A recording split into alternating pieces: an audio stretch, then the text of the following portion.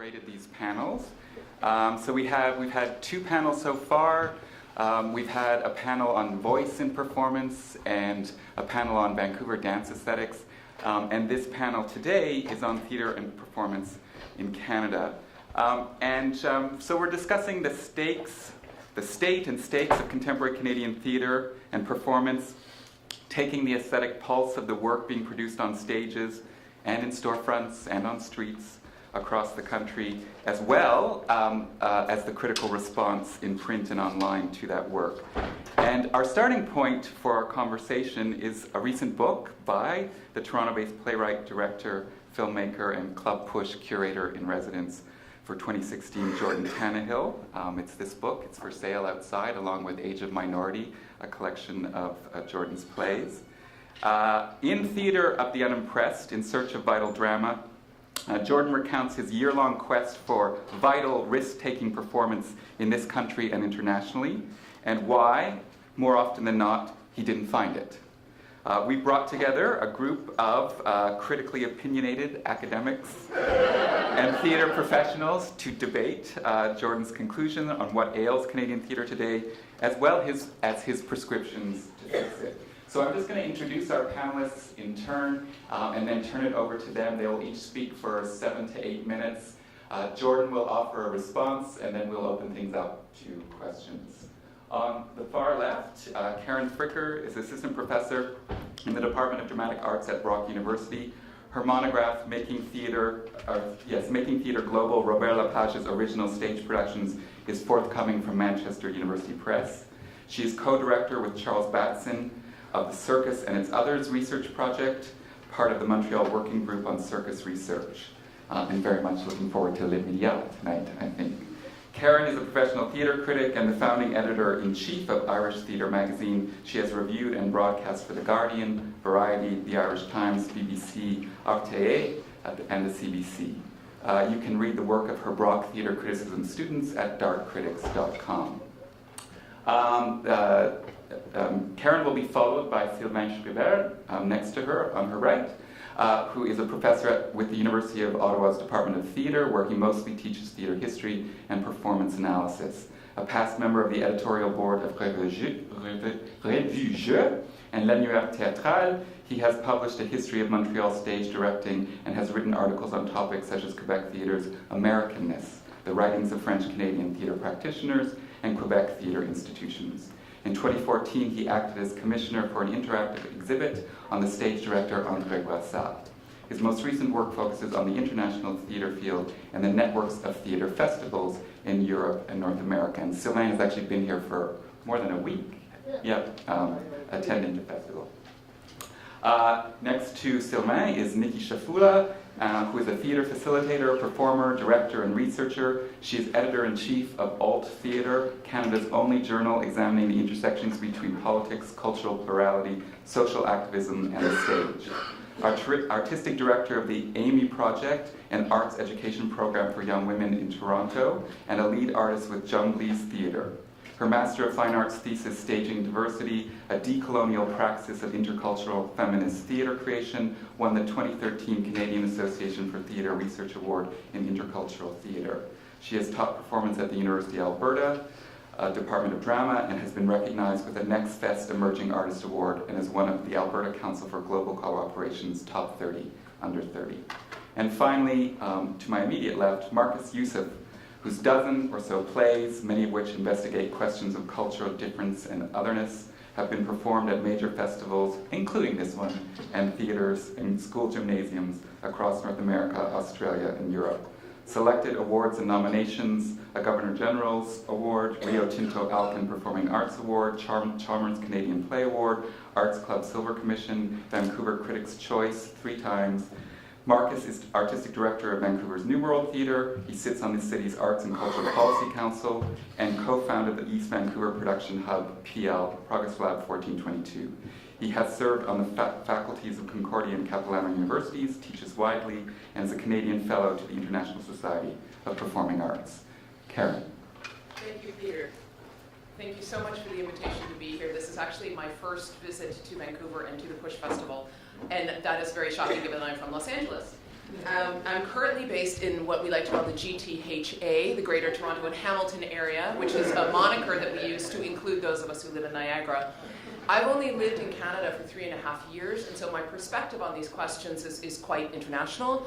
I spent 15 years in first Dublin, Ireland, and then London, UK, before I took my position at Brock.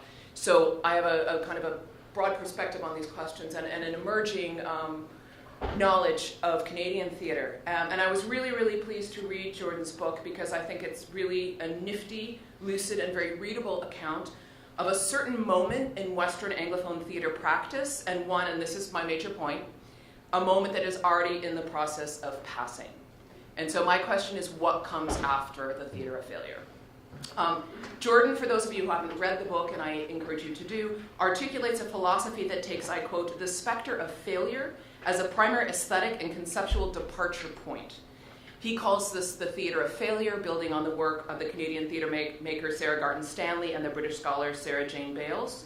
And he says right there, Sarah Garton Stanley, just for the record. Pardon? For the record? Sarah Garton Stanley's right here. Ici présent, as we say in French, who is here. The theatre of failure, he says, is the most vibrant pulse in the English theatrical body, Anglophone theatrical body, because, I still quote, artistic risk and its attendant failures dismantle the status quo of artistic and political thought. So he's articulating theatre of failure as a highly political and resistant practice. And I really appreciate the way that he incorporates queer and queer theory into this. I think theatre of failure, as Jordan is arguing it, is kind of queering mainstream theatre practices by introducing the fact that they might fail, and in fact that things might go wrong and people might be outstretching their capacities as being part of the beauty of theatre and what we should celebrate about theatre. The book reads like a who's who of exciting and very tourable theatrical work from the last 15 to 20 years, and I'll just rattle off some of the names so you know what aesthetic world we're in. Forced Entertainment, Richard Maxwell, Theatre Replacement. From here, Jacob Zimmer, Sarah Rule, Taylor Mack, Mammalian Diving Reflex, 600 Highwaymen, Rimini Protocol, Ravi Jane's Brimful of Asha, Young Jean Lee, and the Gob Squad. And he also includes at length and very interestingly accounts of the making of his and Aaron Brubacher's own work, Concord Floral and All Our Happy Days Are Stupid, as a way to talk about what it means to make theatre a failure from the inside. And I agree that this is really a moment. I recognize the aesthetics and the kind of work that he's talking about from not just Canada, but elsewhere. I think Canada has arrived a little bit later than, say, Britain or Ireland to this kind of theatre making, which is a very broad church. I would like to point out, because this is kind of where I'm coming from, I'm responding as both a theatre critic and a scholar. I would like to point out the role of theatre critics in helping articulate this moment in Britain and Ireland. The shining example of this is the magnificent Lynn Gardner, who is one of the theatre critics at The Guardian in London, who emerged as an absolute champion, an identifier of this kind of practice that Jordan is talking about, and went and searched it out up and down the highways and byways of Britain and wrote about it. And it's just quite binary, in contradiction to the lead theatre critic of The Guardian, Michael Billington, who devoted about 600 pages of a book to saying that the only valid theatre practice in his mind are plays written by a single person that articulate the state of the nation, which I think is a profoundly limited way of thinking about theatre, and Lynn has and he has continued to be employed as the lead theatre critic of that paper, by the way. But Lynn has gone out and just found the pulse of theatre in Britain and has been a champion, and she's an inspiration to me.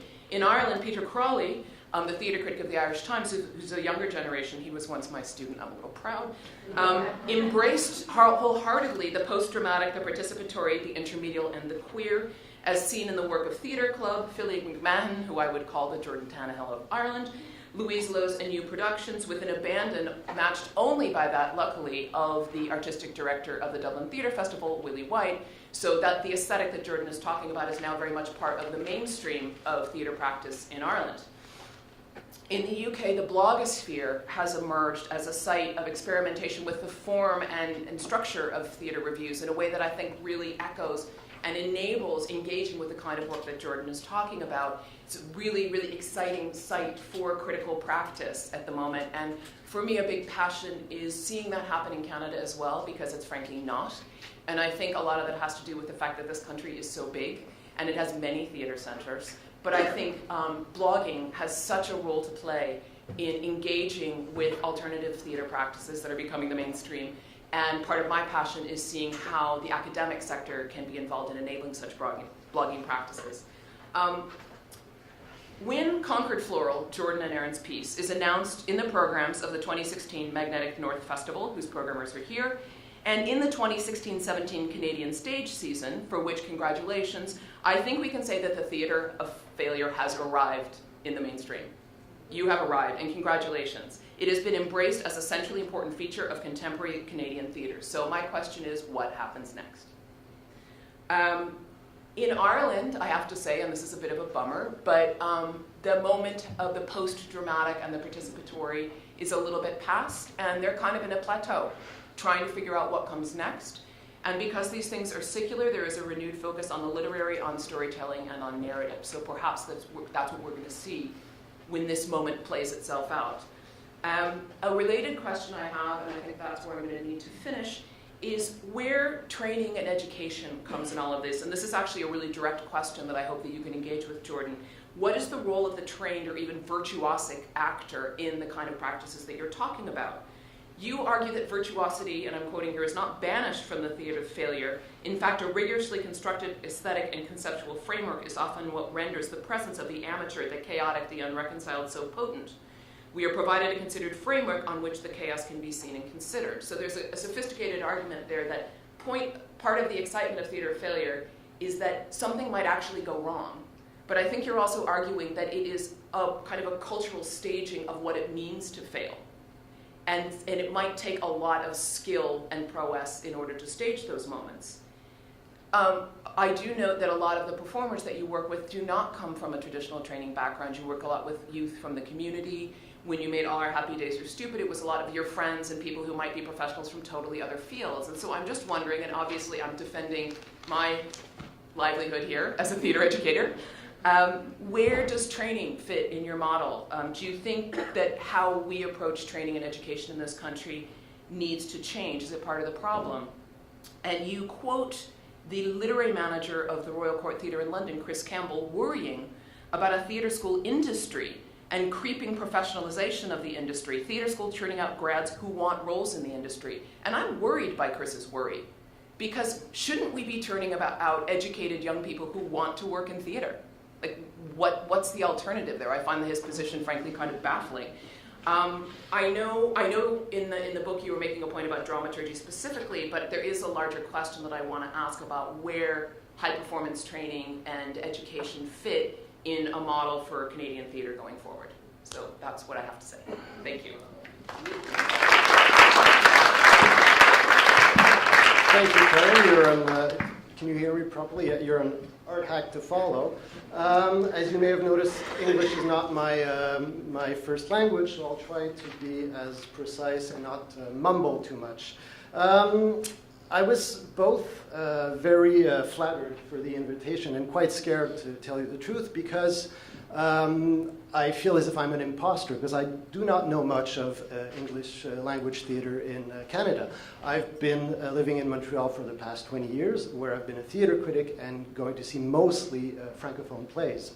I see a lot of them, about 100 a year or so. I've been doing that for the past 15 years, so I know quite a bit of French-Canadian theatre, but not much about Anglophone theatre. I got more into that specific sphere of production when I moved to Ottawa, obviously.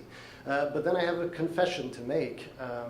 I was extremely surprised when I moved to Ottawa, being open and trying to see everything that is being produced in Ottawa, because that's feasible because of the size of the city and the size of the theaters there, that some of my colleagues and some of my friends that are actually practitioners in Ottawa would tell me, mostly in a confessional tone, that the theater here is not very good, and I'd rather be working in the French field in Ottawa.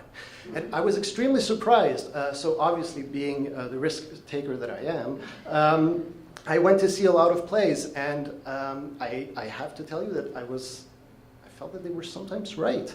And then reading Jordan's book, it struck me that I actually knew more about English theatre in Canada than I expected.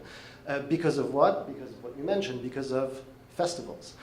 So I won't go back to the list that you mentioned, the theatre replacement, Maxwell, Forced Entertainment, 600 Highwaymen, Protocol, which are not Canadian, obviously, but and 600 Highwaymen, they're American still. But at any rate, I knew much more than I expected, and then that got me thinking into what I perceive to be a great divide in the way both theatre is produced in Quebec, certainly, and I believe in Canada as well. And this great divide stems from different models of production, and I believe that the way that we produce theater inherently transforms the theater that is shown. Now, just going back maybe for the, to go into a more Quebec perspective, because that's what I'm most familiar with, there are plenty of subscriber-based in-house theater with in-house productions, in Montreal that produce mostly text-based theater like we have just about everywhere. I'm finding that this type of theater is usually geared toward more local audiences for local consumption. And besides that, other smaller companies are usually based around specific artists that are not necessarily meant to be perennial, not necessarily meant to become institutions, work within a broader network, which includes festivals, but also dedicated venues. In Montreal, we would think of l'Usine of Théâtre La Chapelle, but there are a great many numbers of these specific venues. And they're the ones that offer maybe the most risky productions as well. And I think that's partly because of the specific production model that they have, which is much more supple, it's less subscriber-based, and that, I think, focuses on the work that's created.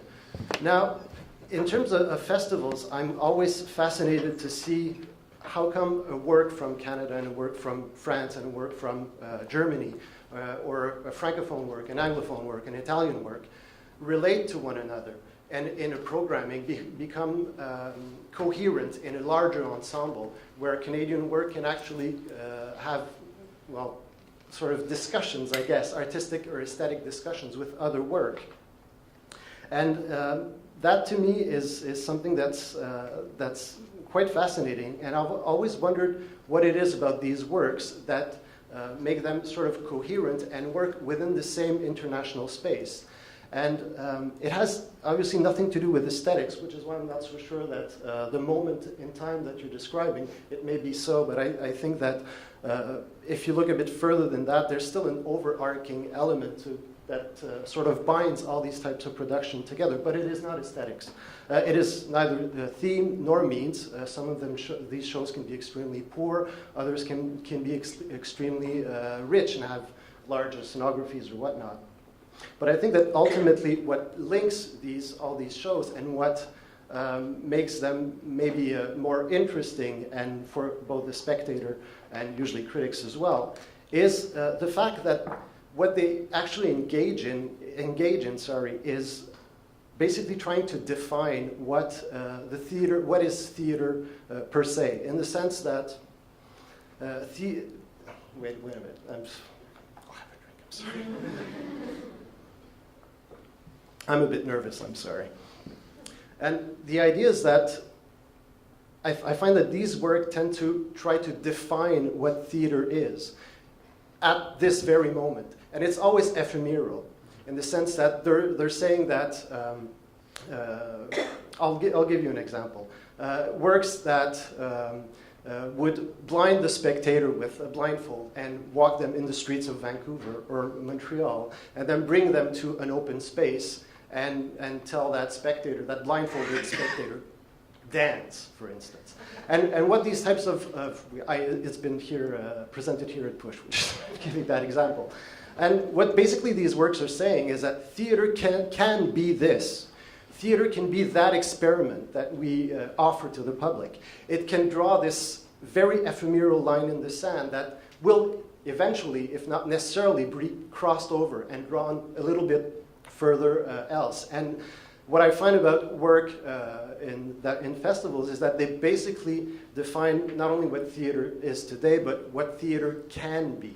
So always pushing sort of boundaries. And I think that's what makes these shows impressive in a sense, because they take chances, they risk failure, and I think that's a very good argument from the book. And ultimately, they sort of present a kind of theater of the uncharted, of what theater can be and what theater could be, and which boundaries are to be transgressed further on.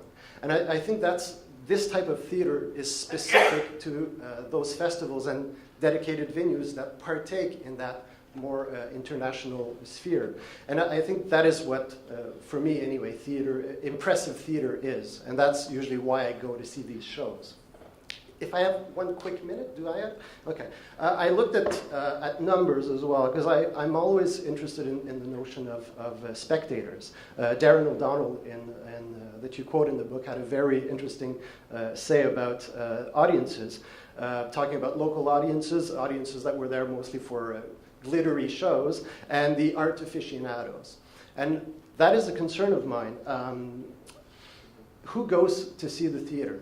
Now, the Quebec government does very interesting statistics as to how many bums are in the seats in a given season. I pulled out the numbers for 2010 till 2014, and there's 1.5 million people that go to the theater every year in Quebec.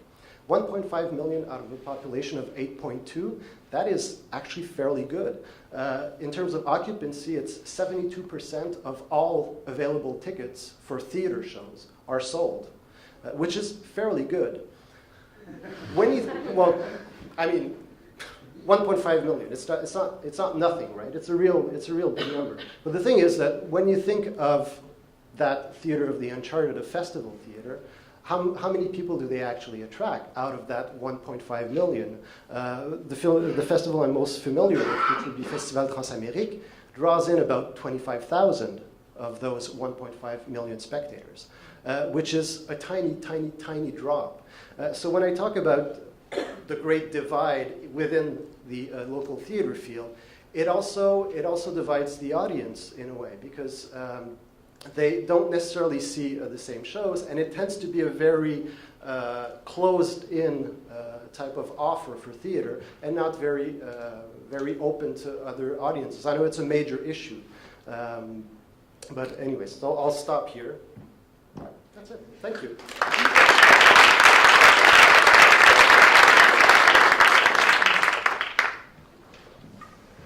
Hello? Yes? Hi. Thank you so much, Peter, for the invitation, and for Jordan for the opportunity to speak about this book. I guess I want to start by, in my few minutes, I'll talk a little bit about Canadian theatre and performance, sort of just try to disambiguate what we mean when we say that, and talk a little bit about perspectives on how we create, like, alternative ways that we create work, and also want to talk about risk, what we mean by risk. So when I think of Canadian theatre and performance, it connotes something very different to me than when I think of theatre and performance that I see happening in this land called Canada. And that was something that this task really made me reflect on, is that when I think of Canadian theatre performance, I think of something more like monolithic, something more hegemonic, something that happens in regional theatres and big places. When I think of theatre performance happening in Canada, I think of the stuff I actually go to. Which I think is an important difference. Sylvain spoke about having a bit of an imposter syndrome, and I felt something similar, but it's something that I kind of like happily offer to you, because when I think about, reflecting on the kind of theater that Jordan, okay, so in my notes, I keep writing JT, and then the part of me inside that recognizes JT as Justin Timberlake wants to call you Justin Timberlake. So I have to stop and remember. You just, yeah. There's a great canon of JTs out there. But where was I?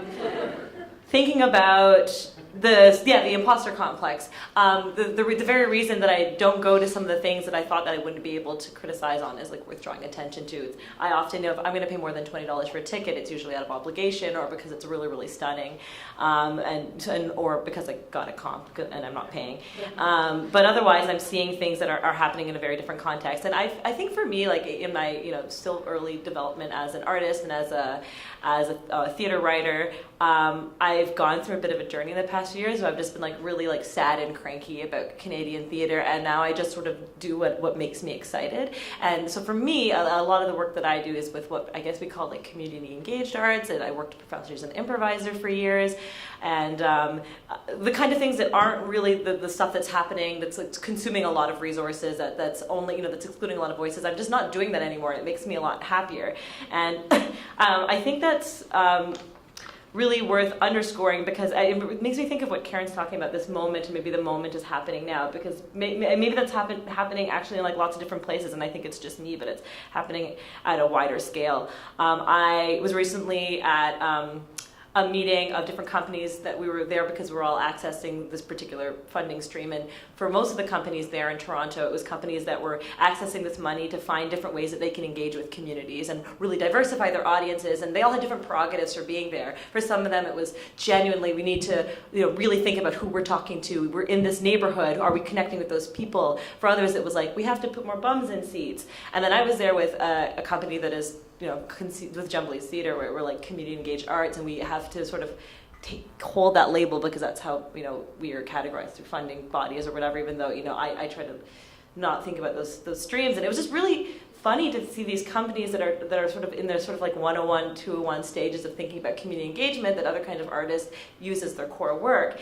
And not to criticize companies for doing that, but to say that maybe a huge factor in this is the way that, where we're funded, because the fact of the matter is companies that are funded through community engaged like funding streams have the luxury of working like social organizations and actually can take risk in ways where they don't have to worry about box office sales, and can actually engage with people in much more meaningful ways, and can work with people that are non-professional and do those things without having the same, you know, fears of subscribers and stuff like that. So just to say that, I really want to take a lot of these conversations happening in the book and put them in the context of like what's happening on a national stage in terms of funding, and also in terms of other conversations about risk. So that leads me to talking about what are we afraid of? So Canadian theatre is afraid of something. You know, we get that, and we're afraid of conflict is what my answer is. In 2014, I took a workshop with the Belarus Free Theatre through the Volcano Conservatory in Toronto, and there was a lot of exciting, mostly younger, but like I say, under 40 Toronto theatre makers in that workshop. And so the Belarus Free Theatre was the course was really about looking at how do we make theatre about social taboos. And I was so struck by how it took us maybe 80% of that week to understand what a taboo was as a group. Yeah, it was actually, I found it incredibly heartbreaking and frustrating that some, like, you know, myself included, like some people that, you know, are smart people have a really hard time with this concept. And it's because we are so conflict avoidant. People brought material in the room that was supposed to be engaging with taboos, but maybe they were pointlessly offensive, and not to say that I was offended, but they were offended with, there was no understanding of why you would say something taboo, because we didn't know what we were probing. I think about Canadian theatre's fear of risk the way I think about the way the state of Canada looks at, say, multiculturalism, like capital M multiculturalism. And it's about, you know, where that system's really about like naming and containing difference in ways that ultimately serves a status quo. So it's about diversity, not about difference. And I see that kind of thing happening in Canadian theatre. Well, when I go, which I, as I said, in Canadian theatre. But it's really, we compartmentalize things, and we're afraid of engaging in actual risk.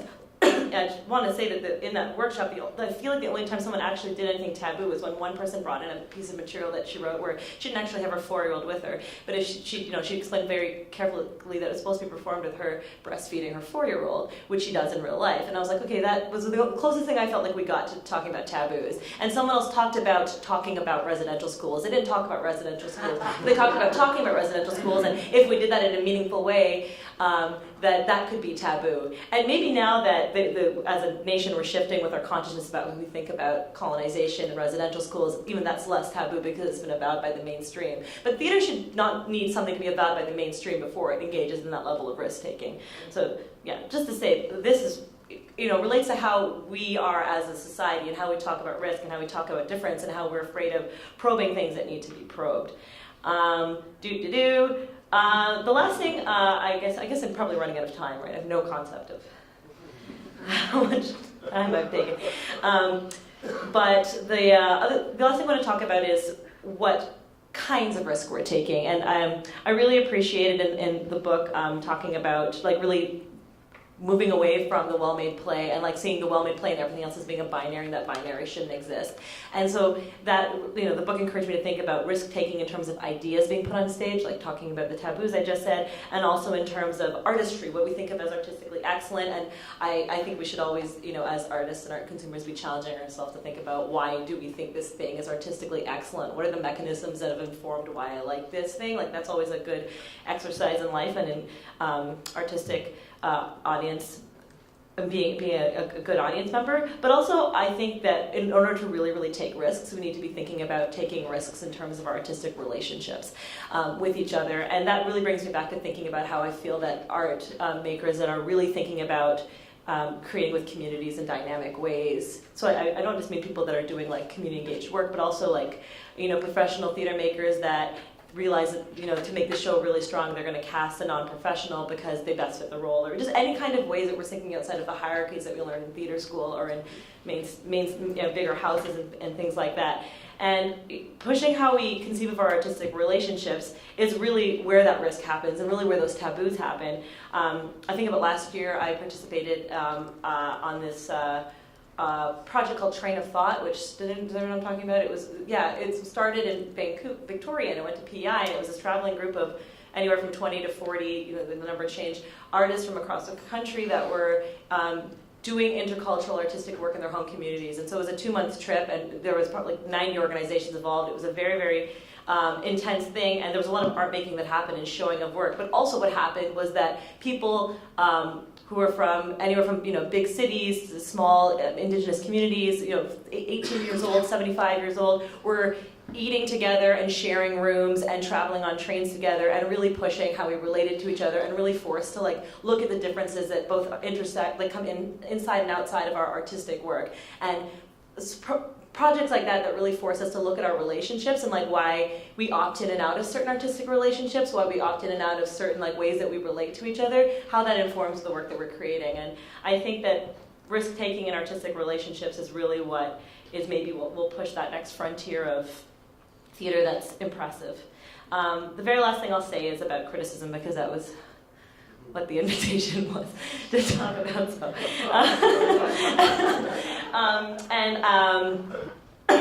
I'm sometimes invited to talk about things from the perspective of criticism in my capacity as editor-in-chief of Alt.theatre, which is this magazine that looks at the intersections of performance, cultural diversity, social activism, community engagement. And I always find that interesting and kind of funny because I never think of it as theater criticism. And when I think about my own relationship to theater criticism, I'm interested in theater writing that pushes discourse, but I'm always wary of criticism that says what's good or bad. And Karen talked about some of the different ways that criticism is really fruitful and not. And I really believe in spaces for artists and writers and scholars and audience members to discuss what's happening off stage. That's very, very important. But I'm really personally wary of branding the work that I do or Alt.theatre does as criticism, because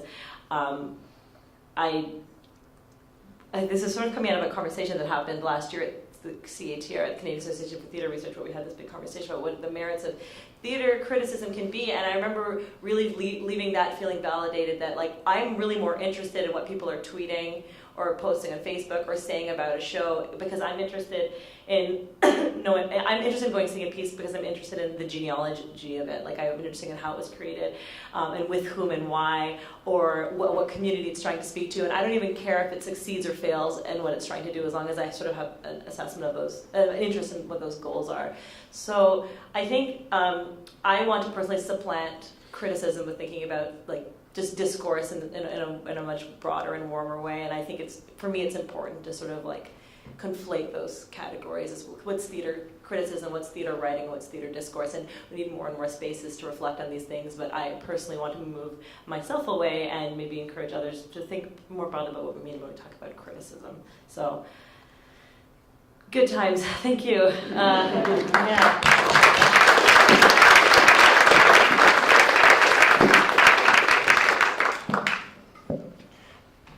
Hey.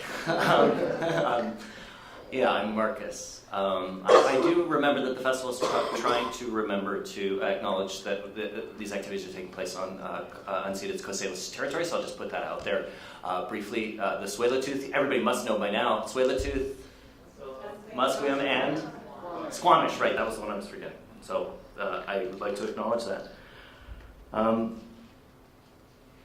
So the book, I noticed the first time I read the book that it has, I think at least two descriptions of practitioner artists that Jordan and I admire and consider deep friends in middle age. You know. And they struck me, the descriptions. One is, despite the gray hair, still possesses the restless demeanor of a precocious shit disturber. The second is, at age 51, acting and looking like the scrappy indie theater rabble-rouser she's always been. That's Sarah Stanley. And I just wanted to begin, Jordan, by saying that, you know, if you ever want to describe me, like, feel free to use those kind of, like, surprisingly still out there doing it, and keeping it real, and paying attention, and fighting back. Feel free to use that kind of terminology to describe me. I'm just saying, just putting it out there. I love this book. I love it partly because it talks about an anonymous orgy. It begins with a discussion of an anonymous orgy that Jordan initiated, arranged via Craigslist. And its point is that that was kind of deeply passé, and so 2012. And that kind of confuses me in so many ways. I can't even, it's like the layers of like meaning I can't even begin to decode. Like I just like... I love it also because it's smart, it's funny, it's generous, it's sexy. I love it in the bad, jealous way that I love certain pieces of writing because I wish I had written them. I call him, it's like the fucking JT of Canadian theatre criticism. I meant Justin Trudeau in that case. But unlike Justin, it doesn't disappoint. Hey, mark my words, people. Let's talk in 2 years. Seriously. Yeah, you loved Obama too, remember? I love it because I mean, you guys have spoken beautifully about what's beautiful about the book. Liveness. You know, over and over in the theater, we parrot the line, anything can happen. I mean, this is all shit you guys have said, but anything can happen, and do everything possible to ensure that it doesn't. Jordan speaks beautifully to that. The centrality, risk, and importance of failure, the deadness of cookie-cutter dramaturgy, the problem of our large institutions, and many, many things that have been issues and questions, I would say, for a long, long time for many of us in this room, and how to address those. I've also been asked, though, to be provocative. So no, Jordan and everybody, that I'm splitting hairs, okay? Like I am, like I'm splitting hairs. I'm being deliberately provocative, but I will say that this is the last piece of writing I read before my mom died. And apologies to those from Vancouver who hear this story ad nauseum, after 20 years battle with early onset Alzheimer's disease. And it made me think, as I reread the book afterwards, about the importance of failure as articulated by both you and my very good friend Sarah, and the centrality of risk, but also my own deep need for stability. And my sense, looking back on 20 years of art making that has attempted to embrace the question of risk successfully and unsuccessfully, and failure successfully and unsuccessfully, and really honestly looking back at the decisions I have made, because as a parent, as someone who had kids in my 20s, and as a caregiver to my mother, the number of times, I was saying this to Sarah last night, I look back now, and honestly I wish I'd chosen stability a few more times, because stability I actually now consider is a better place for people to take care of each other than the chaos that I have invited into my life over the last 20 to 25 years, a certain amount of chaos while raising children and having a family. So that's just, I don't know, a really super personal reaction that I had, and it's something I'm really wrestling with as I consider at the age of 46 what my next move is, or how long I will remain here at this table. I thought briefly of the Nature Theatre of Oklahoma, which is, I don't know if you mentioned them in the book or not, but you might. But an avant-garde festival, friendly, hot company for many years, who disbanded because it was too much. I think the lead guy had a nervous breakdown. I heard. The people in the room know that. But like literally, like, you know, that embracing of risk. It is risky. Yeah, it's risky. So that's one response I had. A couple of other responses are less personal, and so I'll just sort of put those out. You know, I don't love, like everybody in this room, it seems, I don't love the representational realism of the impermeable fourth wall sort very much, but I do love narrative and conflict and change.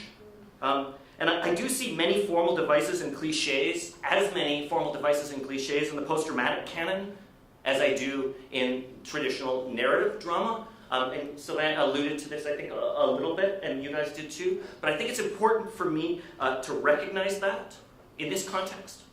I think it's important for me to recognize in the festival context, which, you know, I feel like I dip in and out of in my work and in my being, that it's a product of globalization, what we're doing here.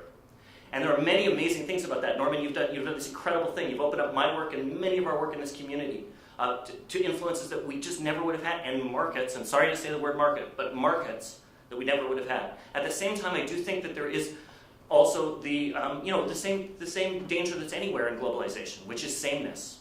And also, I think this personally, and I'm speaking about myself here, a tendency to fetishize the outside, and a tendency, and it's the opposite of what the problem was 15, 20 years ago. 15, 20 years ago, we didn't know what the hell was going on. Now I feel in myself a kind of kowtowing, or not always, but a potential to go, oh, that's the thing, and a de-emphasis of the importance of the local. And that seems to me critically important. It is addressed in, you know, in many ways in the book. This is not really about the book, it's just my own kind of observations. And how's my time? A couple of minutes, great.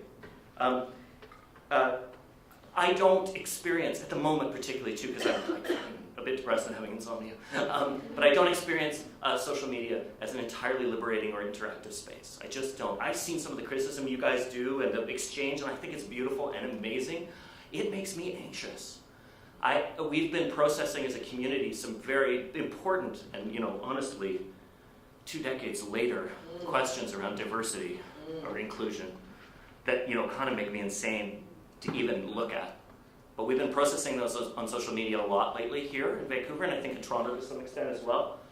And the level, the vituperative, like the level of vitriol, not the stuff you guys do when you exchange, but the level of just fucking meanness makes me insane. I don't like it. Like, I just don't like it, and I find myself turning it off a lot. So with all the benefits, and again, I'm splitting hairs, right? I'm splitting hairs. I find, and as a middle-aged dude, like I find it overwhelming and too much, and I find it hard to make use of. And that's because I'm old.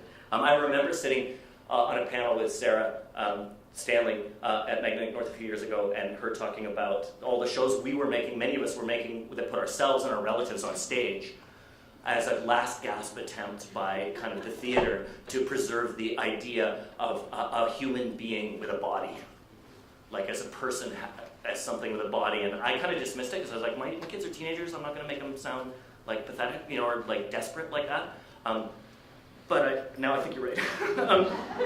The last thing I'll say, when we're talking about the revitalization of our large institutions, or the attempt to what to do with our large institutions, these massive theaters, and, you know, what to do with them, I don't know if this, tell me if this counts as a taboo.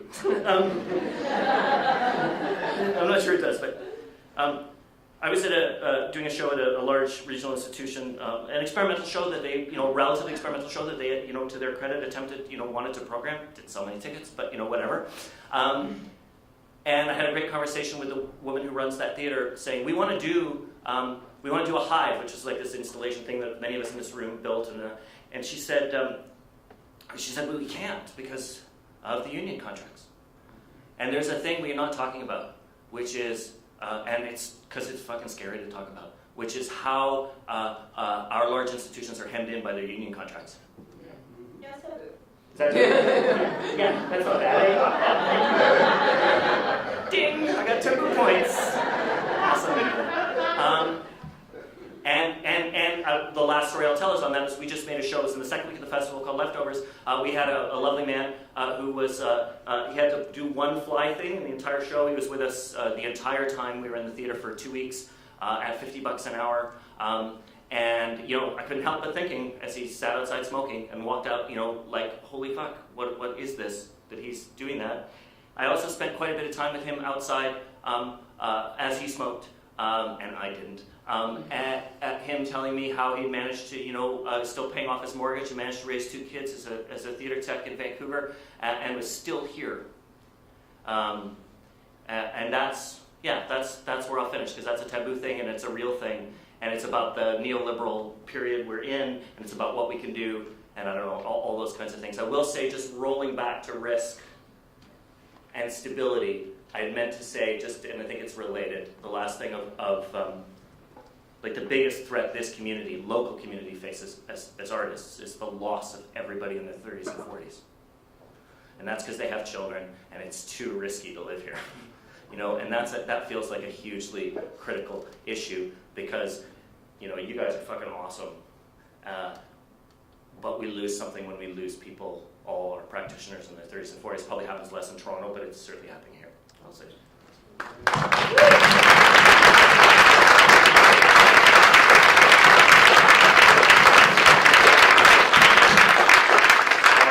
Thank you all for very provocative statements. Before we open things up to questions, we've invited Jordan, he's in the hot seat a little bit, I guess, to respond.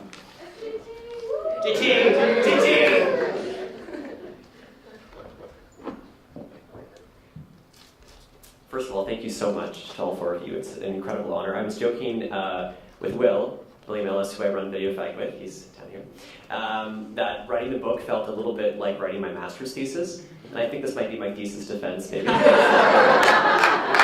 I be so lucky to have 4 experts here? And that was one thing I've said about the book a little bit too, is I had huge, sorry, I'm just going to do this here. Imposter syndrome when writing the book, and speaking to Sylvain's comments about, I think a lot of us feel sometimes like we wear different hats, literally, but also sometimes feeling insecure about the hats we are suddenly finding ourselves wearing. And for me, writing this book, it was very vulnerable, because I'm not a theater historian, nor a theoretician, nor a great auteur of renown. So what space did I have to take up so much space critically? And so for me, I found that the only way I could kind of legitimately engage with the task of the book was to speak from a personal experience, and predominantly as a spectator as much as at least equally as a spectator as a creator, and hopefully trying to create a book that was about making space for inquiry as opposed to having a lot of answers and solutions. So it's really exciting to me to hear an actual panel of experts that really engage in that text, and that there's space there for that. Speaking to Karen, your point about pedagogy, it's funny. I actually had a chapter in the book that has been scrapped, I think for good reason, as I'm not an expert on theatrical pedagogy, but of course it's so fundamental to the ecology that we have. And I have done a little bit of teaching at some universities, conservatory programs and such in this country, and I find there is a great deal of focus on the virtuosity of performance, and on skill building, and on performance, which as there should be, certainly. Often with a mind to channeling actors either towards film and television, but more specifically towards the Niagara festivals or the regional circuit, which is perhaps where a lot of them will work. But I find there's very little focus, I would say perhaps relative to maybe to other institutions, comparable institutions in continental Europe, or even some in America, of equipping students with a knowledge of what is the broader international artistic conversation being had in performance, which leads me to wonder how do they expect to enter into that conversation if they themselves, or rather, how are they supposed to have an artistic voice if they're not aware of what conversation that voice will be entered into?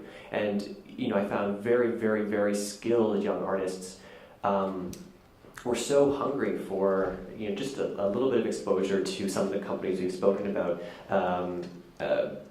and that for me I think speaks to perhaps maybe a deficit or a blind spot in a lot of our institutions, and not all for sure, and I'm sure there are institutions that will prove this assertion wrong, but that I feel like we are still building actors through our theatre schools that are looking inward as opposed to outward.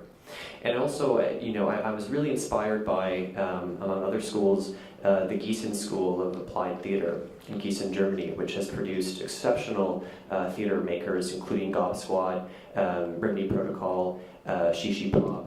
And their approach, of course, is not, cannot be universally adopted. We cannot all have Gießen schools. But what I think that school does so effectively is understand that theatre is, in fact, one component of a broader society. So students are learning about history and architecture and politics as concurrent with their studies in theatre, but also the various streams of theatre. So they're working as heavily within sound design or dramaturgy and directing or lighting design as they are in performance, and really seeing theatre, really see themselves as entering into a larger holistic conversation, both within theatre and performance, but also within broader society. I think that is really reflected in the work. That ethos is really reflected in the work that comes out of that school. And certainly Simon Fraser and a lot of other institutions, in this country understand that, and that kind of interdisciplinarity and the interconnectivity of those conversations. But it would be great to see more of that. And I was really inspired to hear people's individual examples of risk, and I'm very familiar with the exceptional work of John Blee's theatre, and I'm a huge fan of Marcus's work, specifically Winners and Losers, which I think is the piece you were referring to in a veiled way in your comments. That piece I thought was one of the most successful recent examples, for me at least, of a show that utilize many of these fundamentals that make great drama, and certainly we don't want to throw the baby out with the bathwater. Like character, plot, structure, catharsis, all these things that are have their validity. Of course, they've existed for thousands of years, but within a construct that really apprehended why we're doing this live in front of an audience. It was truly a live event, and certainly there were moments where you could apprehend a kind of choreography, and there was rehearsed moments, no doubt, and that those reveal themselves and are actually quite beautiful and fun to disentangle. But it was imbued with the electricity of a live event that could not be, I think, readily or evidently translatable to another medium. I think we do see a lot of sitcoms and films on stage, and that Winners and Losers was certainly not one of them. And I think it was also really inspiring to hear people speak of financial risk. Often when we talk about risk in performance, we speak of it in a kind of formal sense or in a content-based way, which are, of course, very, very important, and how the audience perceives the risk of the piece. But also, what is the cost of risk for an artist? And there is... it was interesting, speaking to the youth assembly at PuSh this weekend, which I was very fortunate to be able to do, there was a lot of focus on a lot of questions by young people graduating theatre schools about, should I start a company? Should I get a website? And how do I get grants? And those are all extremely valid questions. But I think what sometimes gets lost in that discourse is, for me it comes back to follow your curiosity, not your ambition. It always has to begin with the art itself. And I think I've noticed in my generation, we've been very fortunate to have a lot of youth programs and emerging artist programs available to us in a way that previous generations did not. And I've certainly benefited from those in many institutions in Toronto. But I think the danger of some of the danger of these programs is that there begins to be a kind of professionalization or institutionalization of emerging artist practice, such that there seems to be one way that a play can make it to the stage. It's through the support of a major theatre with a dramaturge. There's a reading, there's a workshop, and then if the theatre likes it, then they may program it. And if they don't, well, you can do it at a festival and hope someone else will program it. And this is the conduit in which most new work, it seems, at least among my peers, is subscribing to, and certainly is how I've made work myself. But I guess again the danger is that the show doesn't happen if it doesn't find itself into those conduits, or it doesn't happen if it doesn't get the grant. And I realize it's easy to say as someone who has been successful with funding in the past or has some support for their work. But for me, what links the artists who I really revere and who are working is that they did the project anyways. They didn't get the money and they did it anyways. And trying to find ways in which we can create spaces, virtual or physical, in which that kind of marginal practice can occur and can be also taken note of. I mean, I don't also want to fetishize an aesthetic of scarcity, but there is, I guess I would really encourage young artists in the audience, or of any age really, that not to fall into that trap of institutional vetting, I guess. And that's something I'm going to, I think, as Karen, to your point, be navigating in moving forward, is how does my work change, and how am I compromised as an artist by that kind of institutional support, and how do we continue to cultivate or make those spaces for the radical, for the potentiality of the radical. So thank you so much, and I'm really excited to hear any questions. I don't know if I get to respond to those as well, but I'm also happy to. Thanks so much.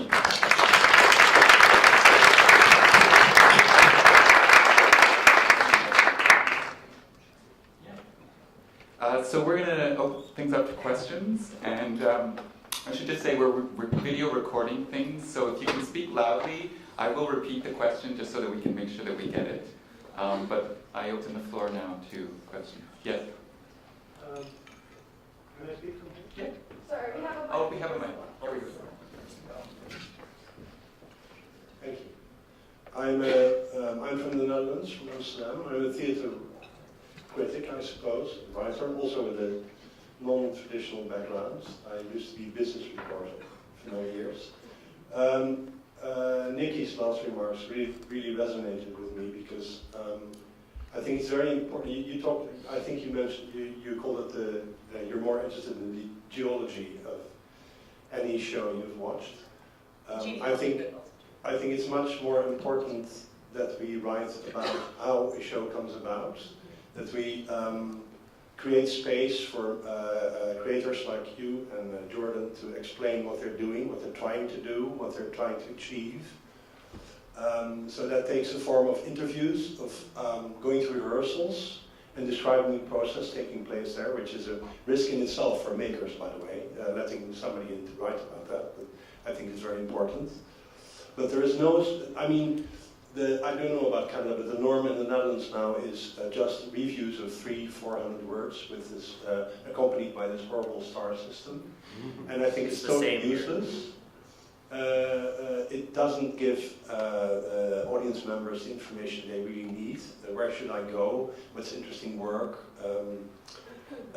And also, what gets worse and worse is what I, as a business reporter, called in Canadian terms the tedious tendency, the tendency to write only about the largest corporations.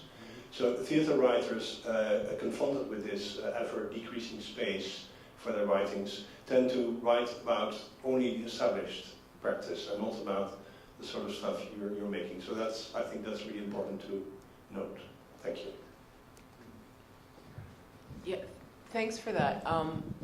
It's interesting to hear that that's the way that your practice is going in the Netherlands. Something that I've been playing with and a number of people have been playing with for the past few years is what we're calling embedded criticism, which is, the name is taken from the notion of embedded in a military operation, which is kind of unfortunate, but it's kind of stuck. I also call it behind the scenes reporting. And we use it as pedagogy at Brock, where I teach, where students in my theater criticism class, in addition to learning to write a straight up 300, 400 word review, which is what the standard is, are deployed behind the scenes of watching theater happen and then blogging about it at darkcritics.com. Check it out. And I found that the students love it, my dean and my chair loves it, I love it, the theater companies love it. The only people that have opposed this practice are established critics. Because somehow it is seen as profoundly disruptive, because the question that it asks is, criticism is made up of description, analysis, and judgment. If you take out the judgment piece, is it still criticism? Can we still call this a critical practice to watch artists make work and ask questions and respond to it? And I think we absolutely can. And I think the internet is humongous. Why don't we fill it with really interesting stories of the way that people make art and use that as a practice alongside judgment-based criticism? So it's fantastic to hear that that's happening in the Netherlands as well. Anybody else on the panel want to respond? I'll just briefly say this is really tooting your horn, Peter. But to say it locally, like I think that's such a great idea, Karen. And we would love, like, we should, because I think one of the challenges we face, at least in Vancouver, and I'm not sure what it's like for folks in other places, is that, like, Peter writes one of my favorite performance blogs, Performance Plays Politics, which is fucking awesome. And we know each other and we're friends, and yet still, like, we haven't managed to make something like that happen, but it sounds like such a terrific idea, and it feels like the separation between academia and practice is a problem, I think, in Canada more than the States. I don't really know, but anyway, that's what I think of. Kathleen Flaherty's in the house, and I think has some interesting thoughts on how to remedy this as well. I don't know if you want to respond, Kathleen, or... Okay. Other questions? Yes, at the back there. I'm interested in your comment about it being a passing phase, this new kind of form of theater. I have a hope that it will actually, make its way into the regional theaters, because I think there are so many people who are now not renewing their subscriptions at the regional theaters because they're bored by the programming. So is that something, Karen, that you see happening or not? Yeah, when I say passing, I'm thinking in larger terms than the next year. I just think it's really interesting to note how culture works.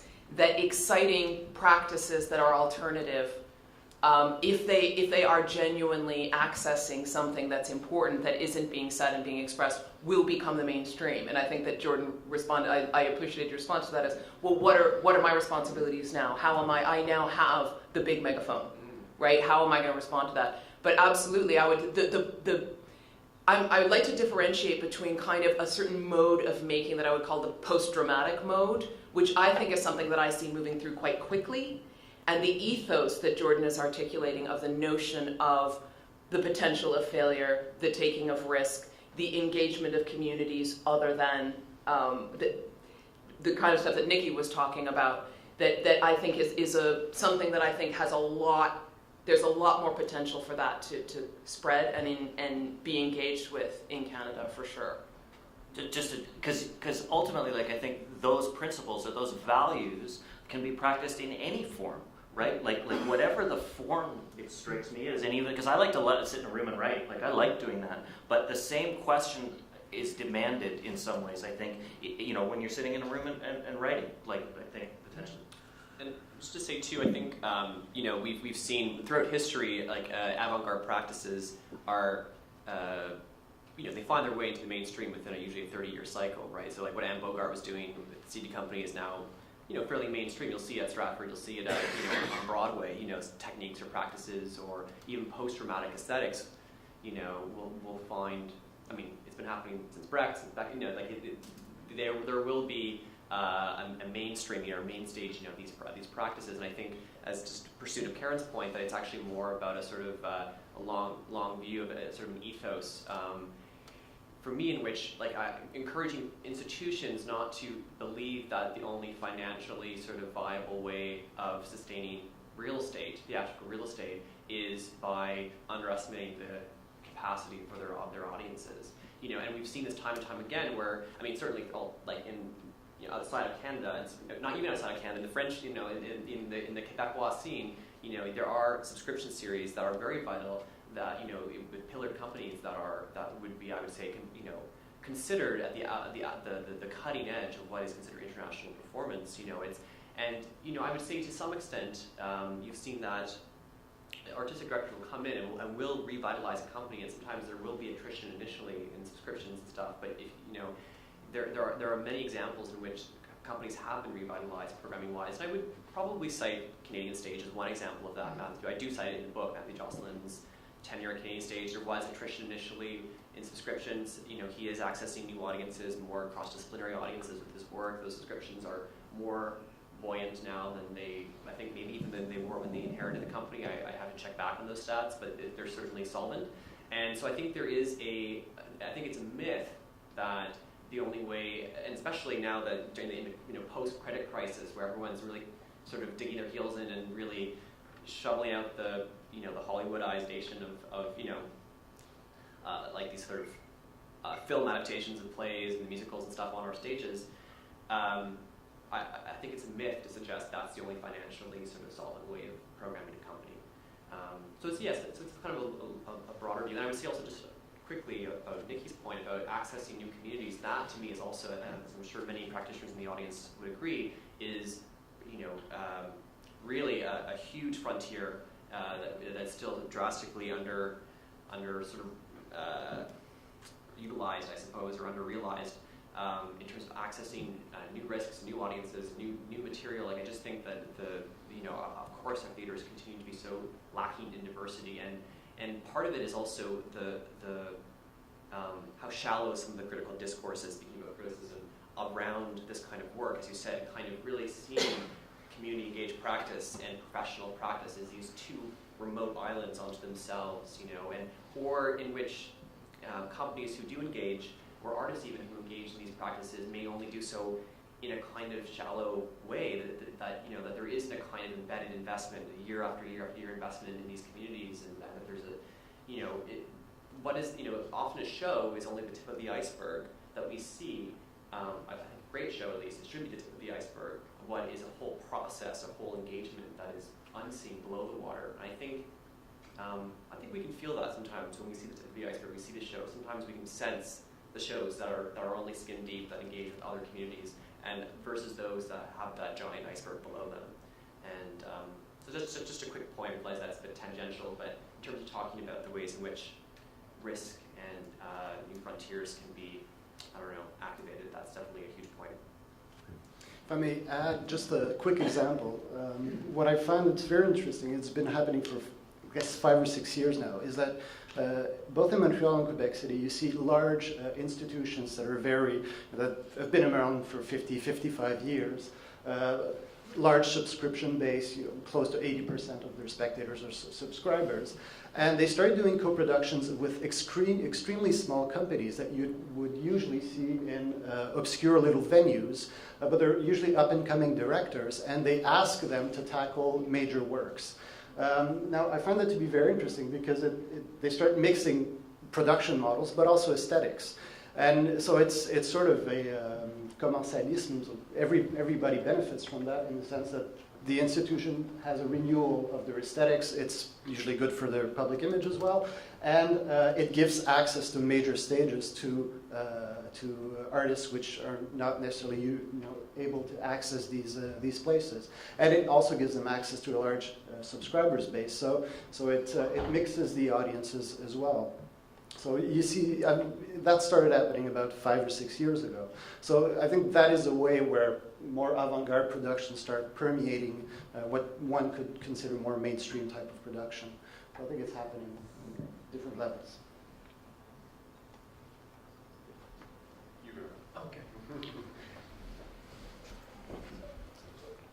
I just want to say first thanks to all the panelists and to Jordan. What a stimulating collection of thoughts on this, and in particular to Marcus as a fellow middle-aged, slightly more than middle-aged compared to you. Deep middle-aged. Deep waist deep in middle-aged. I want to say something on the pedagogy issue. I came to SFU 2 years ago to take a teaching job after 25 years of working as a largely self-producing artist in ensembles and the like. And with regards to what Jordan was saying about the training institutions turning students out to be working in film and television or at the established, so the Niagara theatres, if you're talking about Eastern Canada. And what's really notable to me as I've come to this school, which has such an amazing history, certainly in the Vancouver scene, of producing artists and really, really interesting work. And Norman, for instance, who I know is a grad of the school, and theatre replacement and Book del Lupo, really honorable tradition of turning out artists with unique visions, and have largely resisted the slide into the conventional or the established theatres. It seems to me there's a real soul-searching going on in a lot of institutions about how to train artists in this time where, at least in the post-traumatic failure-based theatre movement, there's a kind of uncertainty about what technique is, what form is, what rigor is, and should we be suspicious of that, and is that inherently artificial or inauthentic? That so much of the work, certainly that I've seen in the sort of current movement you're talking about, which may or may not be passing, is this apparent lack of visible technique, and to some degree, in my observation, to some degree, the offloading of risk onto the participants that are brought in. You ask somebody to get up and dance or sing a song, and that can be fascinating to watch, but it also sometimes seems to me that the risk is then with them. And it seems risky because we don't know how it's going to turn out, but it seems also to me that failure, the idea of failure, becomes so sort of vague, like how would that ever fail? Compared to if you forget your lines or something. But there is genuinely, and certainly there's a big turnover happening here at SFU in faculty. 2 of us have just arrived in the last 2 years, and a lot of questioning about how to train artists for this theatre world that they're going into, and what place does technique play in that?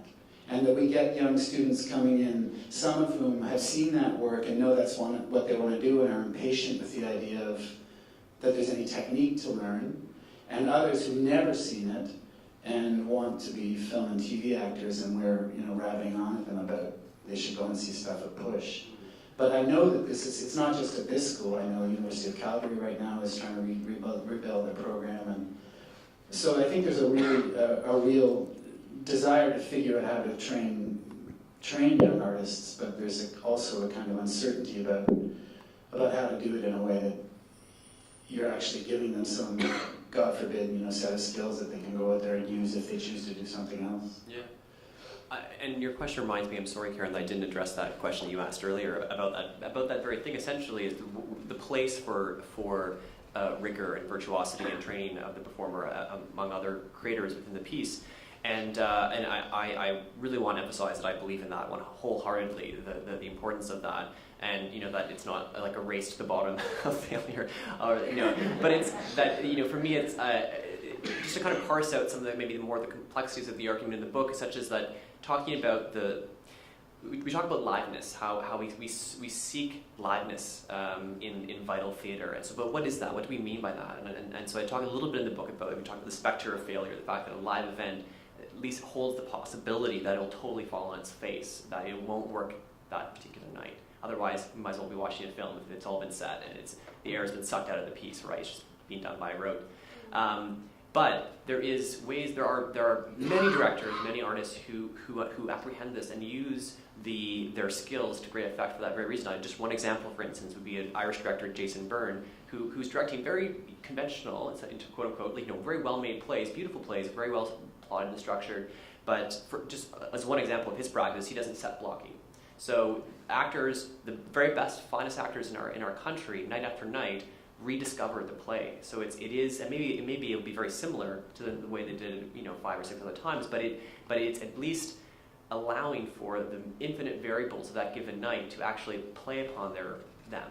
in a way that is, I mean, maybe this seems superficial blocking, at least, it only is affecting where they go on stage, but, it's one piece of a larger construction that he's making that allows, and the actors are making as well, that allows that to feel a little bit more live, a little bit more present than perhaps the work of his counterparts. And so that's just one example of what I mean by this sort of, and sometimes it doesn't work. That's also great too, is that sometimes people find themselves, back behind a table, and then, there's a totally impractical blocking issue that has to be suddenly resolved in that moment, and that creates these beautiful moments of collision and happenstance as well. And I could go on about other examples, but just the idea that it's not so much a kind of purely an aesthetic that I'm speaking of, but a kind of conception of how do you retain a kind of element of chance and liveness and these things within the creation process as much as the actual final product as well. And I think many auteurs, many great directors and artists find inventive solutions to that task.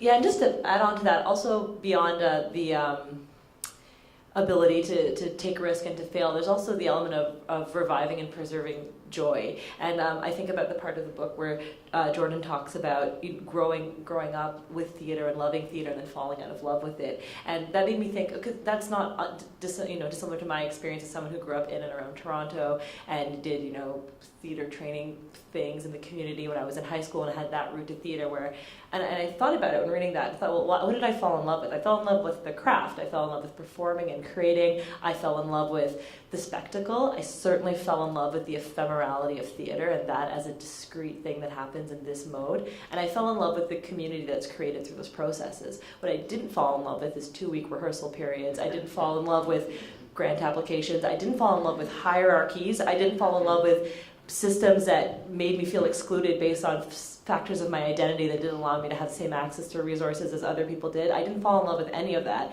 And so I guess to respond to your question is how training institutions intersect with that transition from being a person who grows up with those joys to a person who is disenchanted with the industry. I think just another point that connects back to thinking about other kinds of theater that I get to create now, that's maybe with people that come to artistic creation later in life and, through their role as a participant as opposed to an artist, even though they're really both, and I'm both as well. And, someone who maybe didn't go through that journey of, I am a young Canadian doing theater stuff and I love it, now I hate it, but just sort of came into it as this is an artistic way of expressing and not sort of being burdened with those same sort of that same roller coaster of feelings with the task. I mean, that really, to me, makes me think about how, I know your question's more about rigor, but I think it's also about how do training institutions, how are they able to nurture joy, and how are they able to teach imagination, and how are they able to teach, really just to train artists and not train employees as a bottom line. If I could just put in here a word for a great book by Ben Spatz called What a Body Can Do, Technique as Knowledge. Practice research, which I think speaks care to a little bit what you're saying about not viewing technique as static, as this thing you acquire and then it never changes, but technique is something that is actually research-based, you continue to do, and how it's transmitted as knowledge via embodied means. So there, Marcus, I'm interfacing academia. And it's good. It's really good. And in the interest of useful references, recently there was an issue of Canadian Theatre Review magazine devoted to actor training in Canada with particular interest in diversities, edited by David Fancy and Diana Belshaw. So I would, if people are interested in this area, it really took stock at a lot of voices of academics and theatre trainers and other artists in Canada to talk about okay, where are we? Because we're at a moment. We need to articulate a moment here in this question of virtuosic training. Are we training devisers? Are we training post-dramatic theater artists? What is the role? What are the basic skills that we understand that we want to be giving young people? And those are different for different institutions. The way that we educate young people in a BA program at Brock is going to be very different from what you do at SFU and what they do at the National Theatre School. So, further reading. Another question?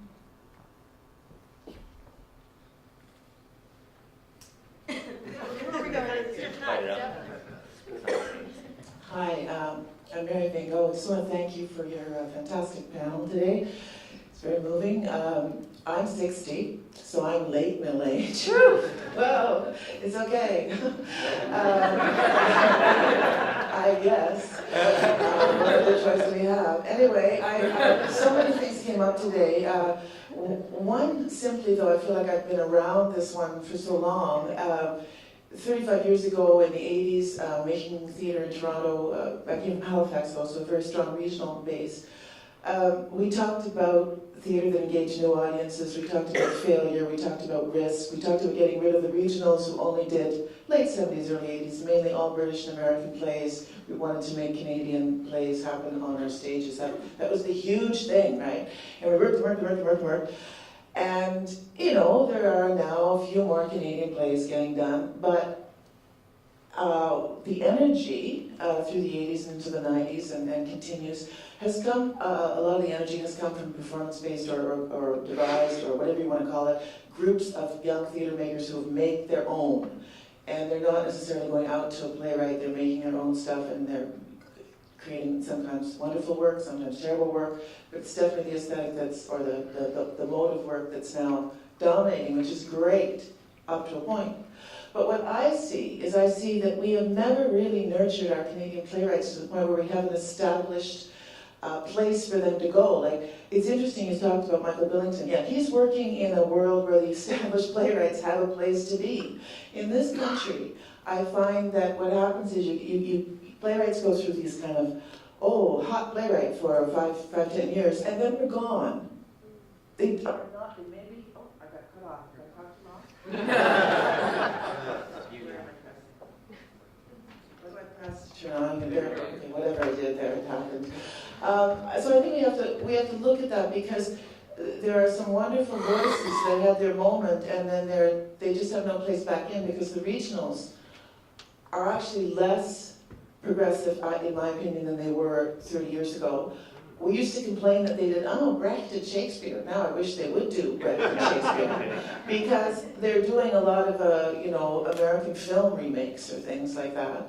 So it's actually gone downhill. And I just wanted to point out that I think in this country anyway, the role of the playwright, the mature and senior playwright is not fully recognized or supported. And I hate to see, I don't like to pit one form of theater against another. I think that's ridiculous. There's great theater in all forms.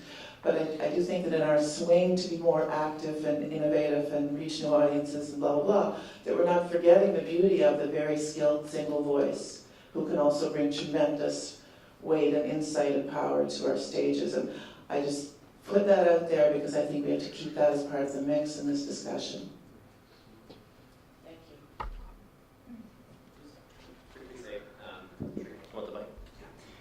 Thanks so much, Mary. I appreciate that comment because I was actually just going to say, and you said it more eloquently than I could, looking out to the audience yourself and Lisa Johnson and Amy Campbell and Sarah Stanley, I mean, these conversations are, you've been addressing these conversations with your work, for years. And this is what's so exciting about the community at large. There are generational lessons to be learned.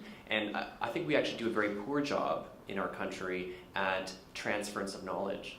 And there was actually a sort of rhapsodic section of the book, which is cut as well, about where I go on at length about this, specifically the moment in the 90s in Toronto that I sort of look back on completely abstractly. Of course, I wasn't part of that, but I certainly in some ways almost kind of fetishize it and romanticize it. Like Sarah's productions under the Gardner Expressway, or what Hiller Latoya was doing with DNA Theatre, or Augusta Company. On and on and on, and certainly Mammalian Diving Reflex, those early projects. So, that felt actually like a moment of extreme innovation and potentiality that was snuffed out, in some ways transformed, but snuffed out in some ways by the Harris government. And the companies I mentioned have gone on to other things, of course, and those artists have gone on to other things, but that moment, specifically that energy, there was that, there was AIDS as well, there was a bunch of other factors. Also higher real estate. Higher real estate, yeah, things got more expensive. Real estate's a huge factor. Numerous factors contribute to that, and the community transformed. But I often long to hear more about those lessons that were learned during that time, how they're applicable now, and you know, I sometimes see my own communities being a lot less radical, actually, than what has come before. So let's just put that out there. And also, I completely hear what you're saying about a lack of space for senior artists in our country, well, we're you know, and writers and such. But just to say that I think that's a really great point, sort of the amnesia in some ways that our community suffers from.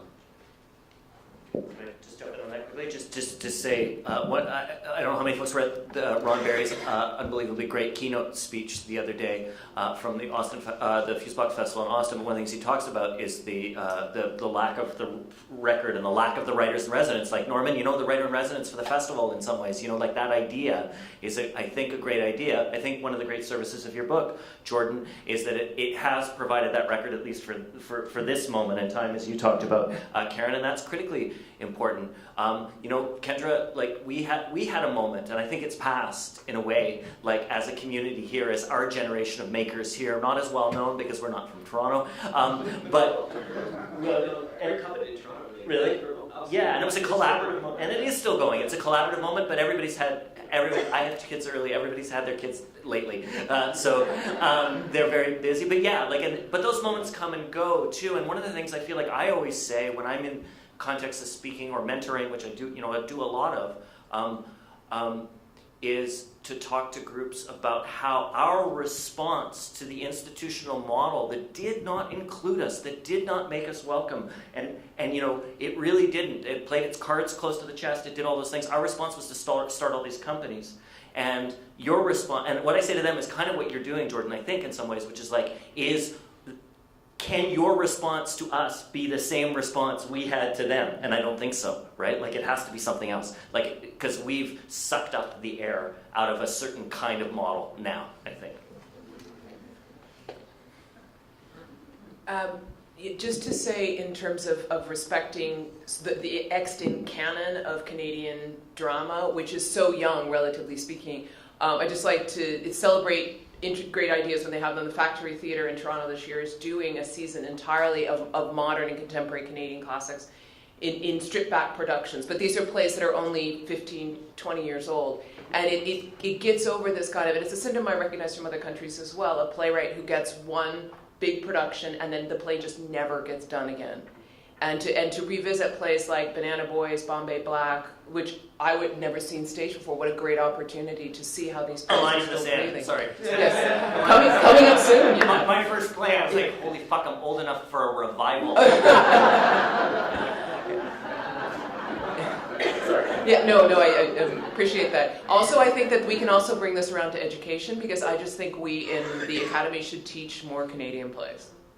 And publishing as well. There are basically two presses in Canada, right? PCP and Talon Books now that publish plays. Sorry. Norman, you get the last word. I just want to emphasize, though, I think I understood Mary properly. It's not a question of record or remembering Canadian plays. We never created a fucking system to support Canadian playwrights. Yeah. And we live right now in this city, and bless, Green Thumb, bless the Art Club when they produce people. And I started a company with Chris that had nothing to do with playwrights, so it was my responsibility. But I saw generations of people. Sean MacDonald, the list is horrendously long, who would come forward and disappear. Extraordinary writers and artists whose work was not being produced enough. And it's easy to look at Toronto and think, with Tarragon and everything, that it was La La Land and all of that, and I'm sure there was huge struggles there. But God forbid if we had such a fucking opportunity, like an institution like that, PTC, there's a history of tragedy, over time. It's an extraordinary that it's still around. But the ups and downs in this town to try and support playwrights and their work, I'm a huge fan of a good play. I still do. And I'll go to any day to see something in Video Fact, but I'll go to see, and my huge disappointment in New York is not seeing Arthur Miller's play, View from the Bridge, just, brought alive again. And I think it's something we haven't answered yet, So, and I echo you in terms of this fetishization, to use your words, Jordan, is that the writer, The written word on the stage. I don't think we've ever properly supported writers in this town. People like McLennan, who fortunately, or what's his name? I corrected one of his plays. Michael, but not Michael's plays, but I was thinking of Three in the Back, Two in the Head.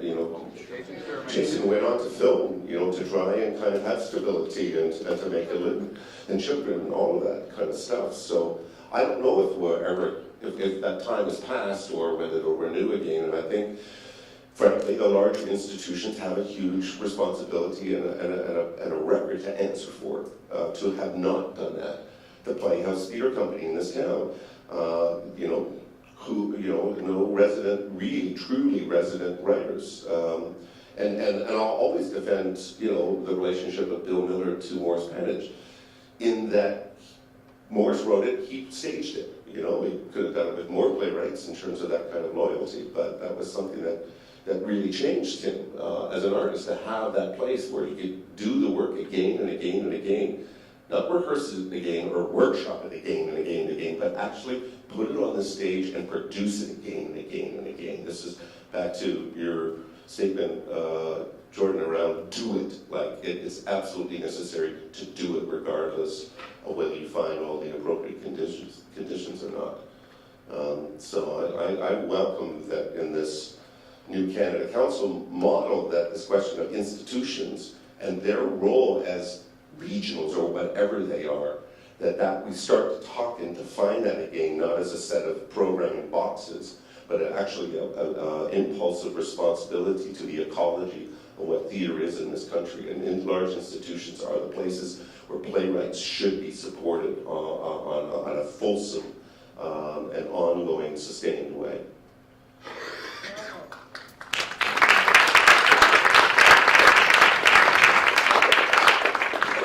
So we're at time. Thank you very much for coming out to the last Critical Ideas panels.